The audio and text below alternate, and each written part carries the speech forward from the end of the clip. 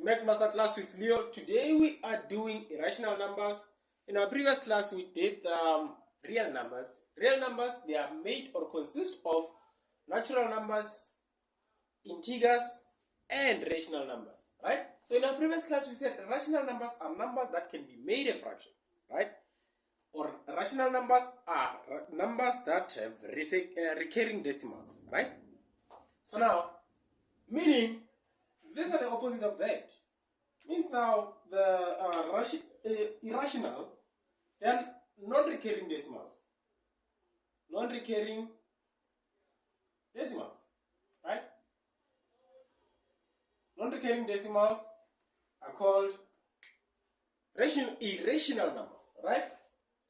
Numbers that cannot be made a fraction are called irrational numbers, right? Let's see if we can get few examples of that. If you say square root of 2, square root of 2 is irrational number. Why do I say irrational number? Now, when you take your calculator and say square root of 2, you are getting something like 1.414213562, something like that, right? So now, if you look at this number, there is no recurring there's no recurring decimal. Why do I say there's no recurring decimal? There's no pattern that is repeating itself, right? We don't have a pattern that is repeating itself. Therefore, this number is non-recurring, right? If we had something like 4.4141 and then other numbers, you can see that it's a pattern that is repeating. The pattern of 4141. This pattern is repeating itself. Therefore, that makes this rational number. But now, if you look at this pattern, compare it with that. Here we don't have a pattern. We have 1.414213562. We don't have any recurring pattern here. Therefore, this is what we call non-recurring decimal. Non-recurring decimal, therefore irrational number. Right? Square root of 3, you can say square root of 3, punch it on your calculator. Square root of 3, what do you get? For square root of 3, you get 1.73205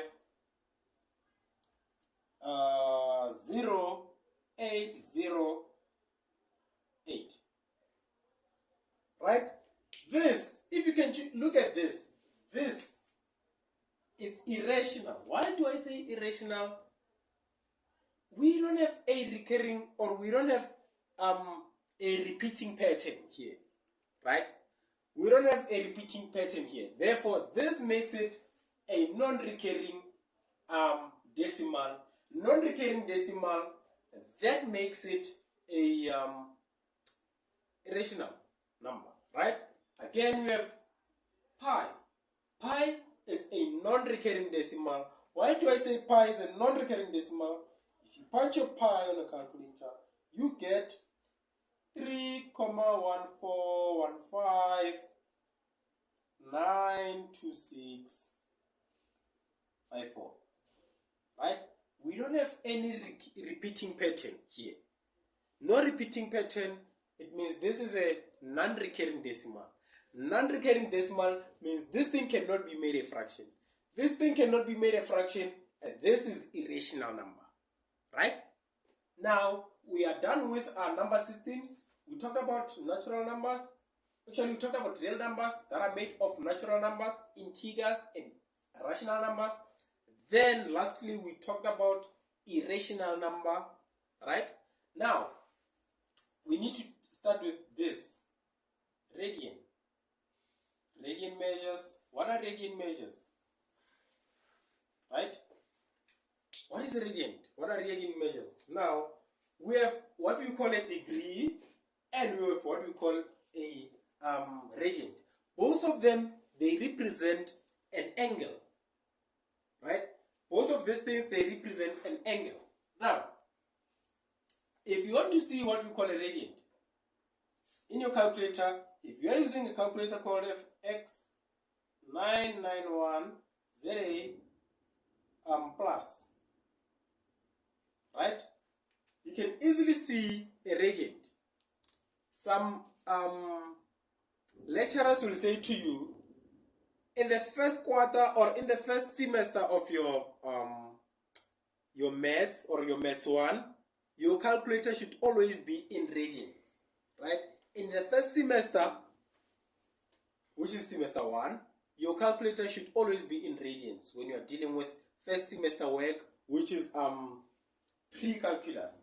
When you're doing pre-calculus, your calculator should be in radians. And in radians, how do you put that in radians? You say, this should be the type of a calculator, or at least this type of a calculator should be like that. Now, you'll just say shift, and then after saying shift, say shift, mode setup, and then shift, then mode setup. This is how you locate your radians in your calculator. Shift, mode setup, then you choose 4, option 4,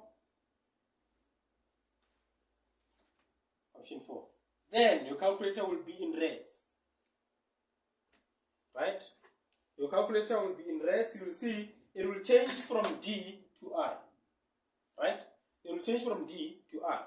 That is how you locate your radians in your calculator. Now, let's say you are given, obviously there has to be a way. You have to know how to change degrees into radians, right? Let's say you have 30 degrees. How do you change 30 degrees into radians? How do you change 30 degrees into radians? You multiply it with pi over 180, right? That is how you change degrees into radians, right?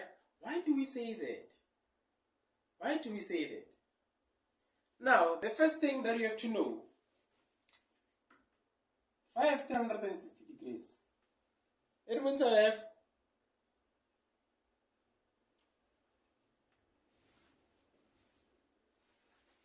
right? If I have 360 degrees, it means I have 2 pi, right? So now I do this, cancel this and that, pi is equals to 180 degrees, right? Means pi is equals to 180 degrees.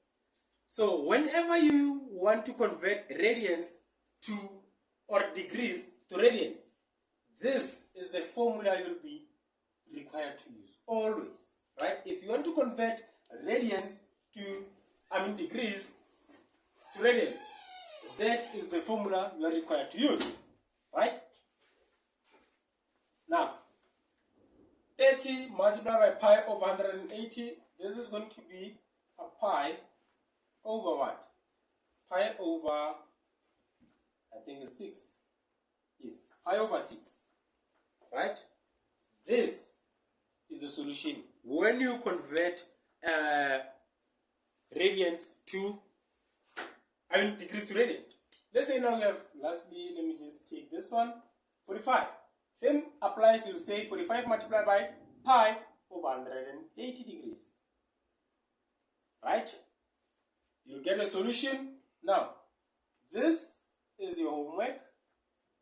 You have 60 degrees, you have 210 degrees, you have 9 degrees. Try to convert these things to radians.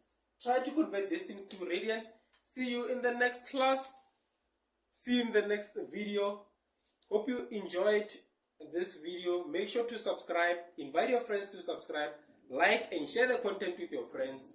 See you in the next video. Tango!